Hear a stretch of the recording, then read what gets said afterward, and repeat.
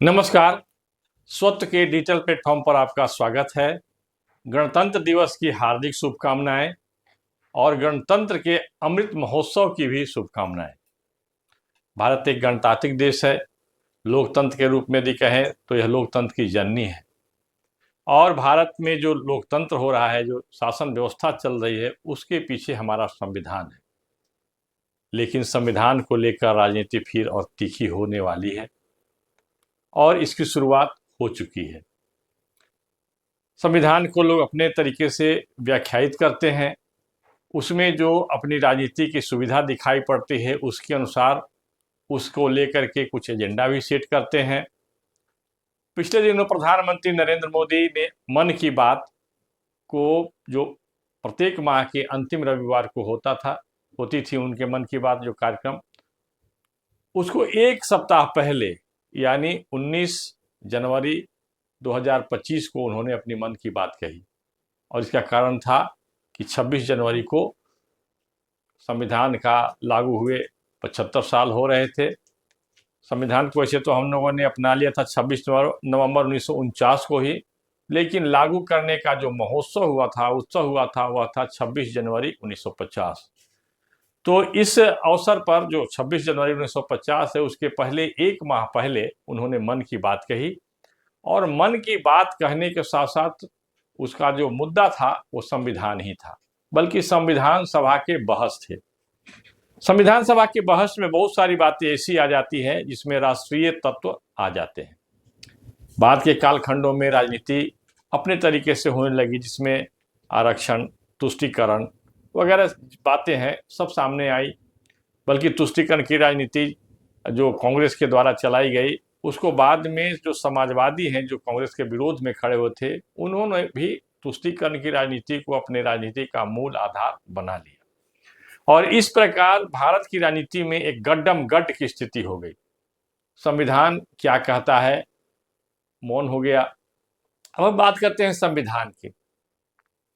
संविधान का निर्माण संविधान सभा के बहसों के द्वारा जो हुआ है, उसमें बहुत सारे तथ्य हैं जो विदेशों से भी हमने अच्छी चीज़ों को लिया है, भारत की परंपरा के अनुसार, कि अच्छी बातें जो हैं कहीं से भी हो उसे ले लो, ग्रहण कर लो और उसे अपना करके अपने जीवन को सुधारो, समाज जीवन को व्यवस्थित करो।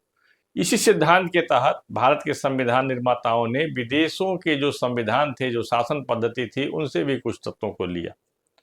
अब हम बात करते हैं राजनीति की। भारत के संदर्भ में कहा जाता है कि हमारा संविधान धर्मनिरपेक्ष है, लेकिन कई विद्वानों ने कहा कि भारत का संविधान धर्मनिरपेक्ष है ही नहीं, बल्कि यह धर्म सापेक्ष है। पिछले दिनों प्रमोद कृष्णन भी आए थे, जो पहले कांग्रेस पार्टी में थे। कल एक मंदिर बना रहे हैं और वही संभल जहाँ के उत्खनन के द्वारा बहुत सारी बातें ऐसी आ रही हैं जो उनकी बातों को कहीं ना कहीं पुष्ट करती हैं। तो प्रमोद कृष्ण ने कहा कि कांग्रेस में रहते हुए भी हमने कहा था कि हमारा संविधान धर्मनिरपेक्ष नहीं बल्कि धर्म सापेक्ष है। हाँ, हमारा संविधान पंथ निरपेक्ष जरूर है। इस दौरान उन्होंने कहा कि संविधान में जो धर्म की जो बात की गई है, धर्म पर संविधान सभा के 3 बहसें हुई हैं और उसमें धर्म को लेकर बहुत स्पष्टता के साथ हमारे संविधान निर्माताओं ने कहा है कि धर्म के लोप होने के बाद समाज की व्यवस्था टूट जाएगी, चरित्र का हनन होगा, चरित्र गिर जाएगा और इसके साथ साथ कुसंस्कार, कुसंस्कृतियां आएंगी जो संविधान के रहते हुए संविधान को नहीं मानेंगी। इस प्रकार की भविष्यवाणी हमारे संविधान निर्माताओं ने कहा था। इसीलिए हम संविधान को धर्मनिरपेक्ष नहीं कह सकते बल्कि पंथ निरपेक्ष कह सकते हैं। और उस बहस के दौरान या प्रमोद कृष्णन भी या और लोगों ने भी कहा है कि भारत का धर्म जो है वो वैश्विक धर्म है, मानव मात्र का धर्म है। उस धर्म का अनुसरण करने पर क्या होगा? सम्यक विकास होगा, संपूर्ण विकास होगा, सर्वांगीण विकास होगा, एकांगी विकास नहीं होगा। और धर्म रिलीजन नहीं है, लेकिन राजनीति की सुविधा के लिए जो, और भारत का जो सनातन धर्म है वही सभी विश्व का धर्म है। उस धर्म से ही तत्व को लेकर के कुछ लोगों ने अपने पंथ का निर्माण किया, पंथ को चलाया। लेकिन पंथ की अपनी एक सीमा होता है, क्योंकि वह व्यक्ति की विशेष द्वारा चलाया जाता है, निर्मित होता है, इसलिए उसमें बहुत सारे ऐसे तत्व होते हैं जो अस्खलित हो जाते हैं और बाद के कालखंडों में वह लड़ाई झगड़ा का एक कारण भी बन जाता है। बात सही है। अब हम बात करते हैं भारत के धर्म की। तो भारत का धर्म कोई पूजा पद्धति नहीं है, कोई मत नहीं है, और यह जो धर्म है इसे परिभाषित भी किया गया है। धृति, क्षमा, दम, अस्तेय, शौच, इंद्रिय निग्रह, धी विद्या, सत्यम, क्रोधो, दशकम धर्म लक्षणम। मोटे तौर पर इसके 10 लक्षणों को निर्धारित किए गए हैं और इन 10 लक्षणों के द्वारा हम धर्म को परिभाषित करते हैं। इस दृष्टि से हम देखेंगे तो यह व्यवहार का विषय है और यह विश्वास का विषय नहीं है। विश्वास किसी का हो सकता है, किसी के मत पर, किसी के विचार पर, किसी का नहीं हो सकता है। तो जब हम व्यवहार की बात करते हैं तो व्यवहार व्यापक हो जाता है और ऐसे व्यवहार का जिससे मनुष्य का सर्वांगीण विकास हो।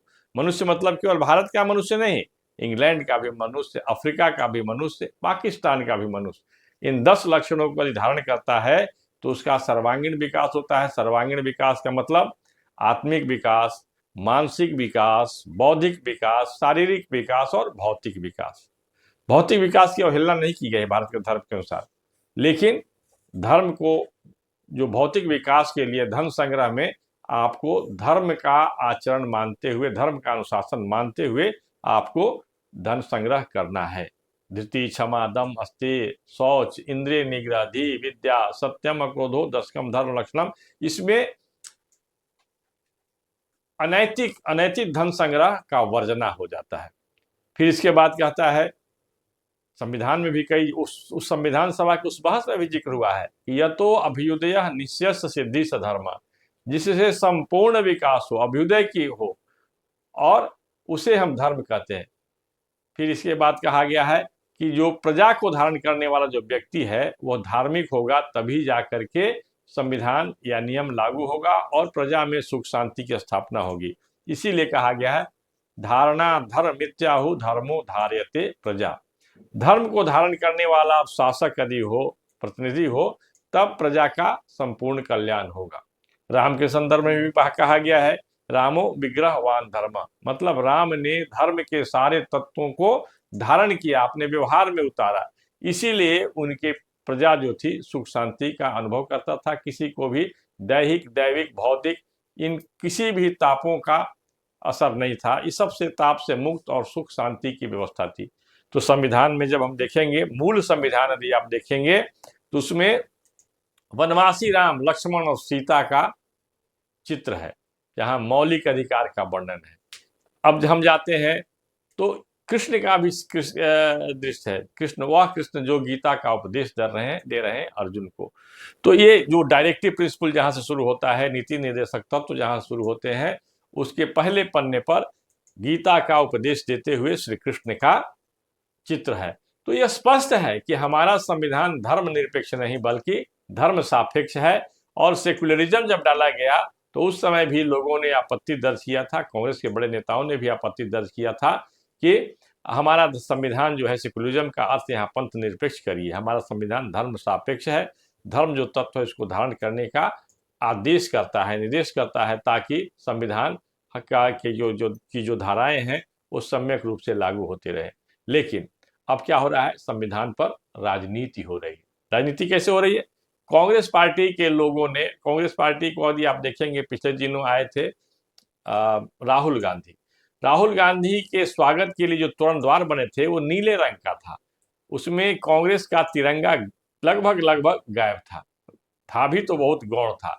इसका मतलब है कि वो बाबा साहब अंबेडकर को सामने रख करके राजनीति करना चाहते हैं, संविधान के माध्यम से राजनीति करना चाहते हैं। जब इस प्रकार की बात होगी तो दूसरा पक्ष जो है, जो भारतीय जनता पार्टी है, वह भी उनके समक्ष बातें रखेंगी। इसका मतलब संविधान को लेकर के राजनीति का एक पृष्ठभूमि तैयार किया जा चुका है और उसमें कांग्रेस पार्टी को कटघरे में खड़ा करने का भी व्यापक उपाय हो सकता है।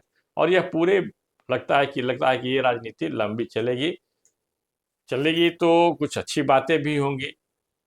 जो सामान्य लोग नहीं जानते हैं संविधान को लेकर के, तो वो लोग जानेंगे और निश्चित तौर से मूल संविधान तो लोग देख ही लेंगे, क्योंकि मूल संविधान अब मार्केट में आने लगा है। तो संविधान को लेकर के एक स्वस्थ चर्चा चले और नीचे तक चले, जनमानस के बीच चले। स्वर्ण जयंती के ये अपना जो अमृत महोत्सव है संविधान का, इसको लेकर के फिर से शुभकामनाएं। आज बस इतना ही। नमस्कार।